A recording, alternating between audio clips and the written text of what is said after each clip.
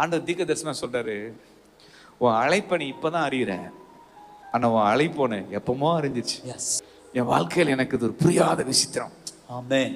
நீங்க பிறக்கிறதுக்கு முன்னாடியே உங்க காலிங்க்கு நீங்க தெரியும் நீங்க பிறக்க போறீங்கன்னு. ஆனா நீங்க பிறந்து ஏதோ ஒரு 20 வயசுல, 25 வயசுல, 30 வயசுல, 32 வயசுல தான் நீங்க முத உங்க காலிங்க நீங்க அறியறீங்க. ஆனா உங்க காலிங் உங்களை அறிஞ்சு